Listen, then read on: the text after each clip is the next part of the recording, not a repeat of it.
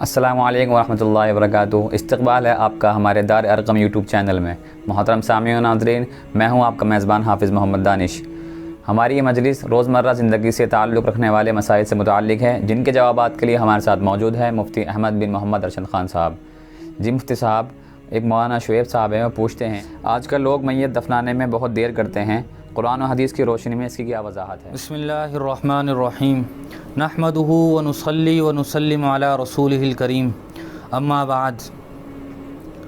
میت کے تجہیز و تکفین سے فارغ ہونے کے بعد اس کو دفن کرنے میں جلدی کرنا یہ شرعاً مسنون ہے، اور بلا عذر تاخیر کرنا یہ مکروہ ہے۔ ہاں، اگر کوئی شرعی یا قانونی مجبوری ہو تو تاخیر کی گنجائش ہے۔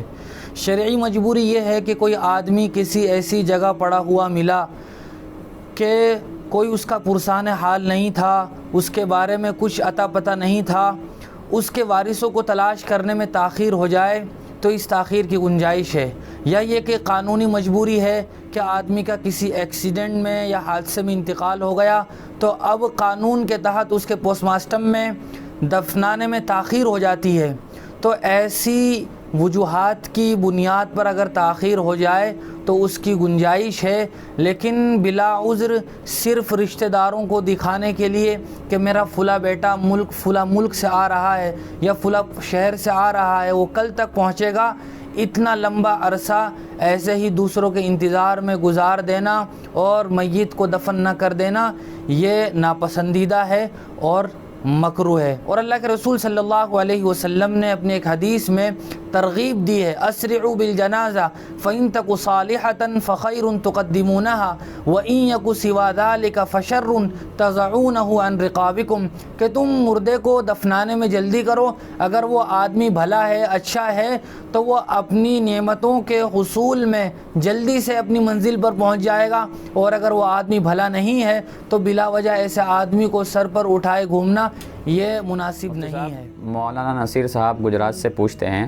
فجر کی قضا نماز سنت کے ساتھ ادا کریں گے یا صرف فرض ادا کریں گے؟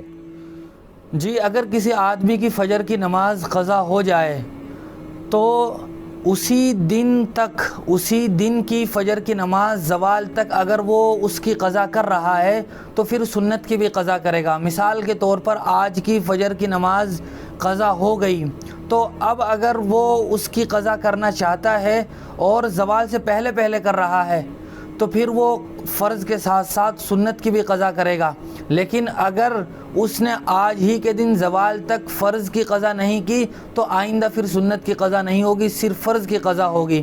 دراصل اصول اور ضابطہ یہ ہے کہ سنت اور نفل کی قضا نہیں ہوتی، لیکن چونکہ احادیث میں فجر کی سنتوں کی بہت زیادہ تاکید وارد ہوئی ہے، اور اللہ کے رسول صلی اللہ علیہ وسلم نے فجر کی سنتوں کے بارے میں فرمایا خیر من الدنیا وما فیہا، کہ دنیا اور دنیا میں موجود تمام تر چیزوں سے فجر کی سنتیں افضل ہیں، اس لیے فقہا نے یہ کہا ہے کہ اسی دن اگر وہ قضا کر رہا ہے تو زوال تک سنت بھی ادا کرے گا۔ مفتی صاحب، ارشاد اقبال زید پور سے پوچھتے ہیں کہ ماسک لگا کر نماز پڑھنا کیسا ہے؟ عام حالات میں منہ اور ناک کو ڈھانپ کر نماز پڑھنا یہ مکروہ تحریمی ہے، لیکن اگر کوئی عذر ہو جیسا کہ آج کل کے حالات ہیں، وبا عام ہے، ڈاکٹروں کی طرف سے اور ماہر طبیبوں کی جانب سے بھی اس بات کا بار بار حکم دیا جا رہا ہے کہ ماسک لگا کر رکھا جائے، تو ایسے حالات میں اگر کوئی آدمی ماسک لگا کر نماز پڑھتا ہے تو پھر بلا کراہت نماز درست ہو جائے گی۔ مفتی صاحب، علیم الدین بہار سے پوچھتے ہیں کہ پرفیوم لگا کر نماز پڑھنا کیسا ہے؟ جی، اگر ایسا پرفیوم ہے جس میں الکحل ملا ہوا نہیں ہے تو پھر ایسے پرفیوم کو لگا کر نماز پڑھنا جائز ہے، البتہ بہتر ہے کہ نہ لگائے، فی نفسی ہی نماز درست ہو جائے گی۔ لیکن اگر پرفیوم میں الکحل ملا ہوا ہے تو پھر الکحل کی دو قسمیں ہیں، ایک قسم تو وہ ہے انگور، کشمش، کھجور اور چھوارے وغیرہ سے جو الکحل تیار ہوتی ہے تو یہ ناپاک ہے، ایسے پرفیوم کو لگا کر جس میں یہ تمام تر چیزیں ملی ہوئی ہوں نماز پڑھنا جائز نہیں ہوگا، اور ایسے الکحل کی خرید و فروخت بھی ناجائز ہے۔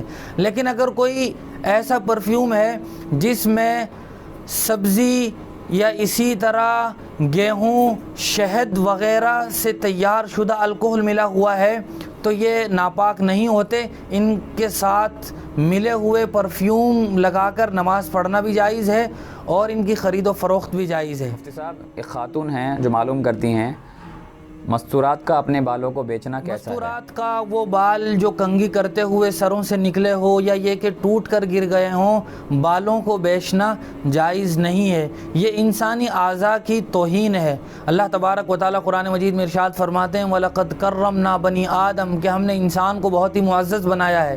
انسانی شخصیت کے ساتھ ساتھ اس کے اعضاء اور جوارے بھی قابل احترام ہیں. کسی بھی عضو کی بالوں سمیت خرید و فروخت جائز نہیں ہے، بلکہ اس سے بچنا بہت ضروری ہے، چونکہ عام طور پر جو جادو وغیرہ کیا جاتا ہے وہ بالوں ہی پر کیا جاتا ہے، اس لیے بھی بالوں کو بیچنے سے بچنا ضروری ہے. اللہ کے رسول صلی اللہ علیہ وسلم پر جب جادو کیا گیا تو وہ آپ کے بالوں میں ہی جادو کیا گیا تھا، لہٰذا بالوں کو بیچنے سے بچنا یہ ضروری ہے.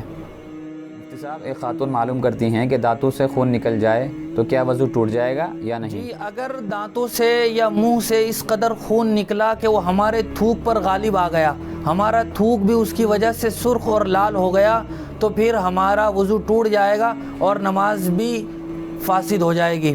لیکن اگر اتنا تھوڑا وہ خون نکلا ہے جس کی وجہ سے ہمارا تھوک یہ سرخ اور لال نہیں ہوا، بہت ہی معمولی مقدار میں نکلا ہے، تو پھر وضو نہیں ٹوٹے گا اور نماز بھی بہرحال درست ہو جائے گی. اسی طرح کے مزید مسائل کی جانکاری کے لیے آپ اپنا سوال ہمارے کمنٹ باکس یا ڈسکرپشن میں دیے گئے نمبر پر آپ ہمیں واٹس ایپ بھی کر سکتے ہیں. اگر ویڈیو پسند آئی ہو تو آپ ہمارے چینل کو سبسکرائب کریں، ویڈیو کو لائک کریں، شیئر کریں، صدقہ جاریہ ہوگا. جزاک اللہ.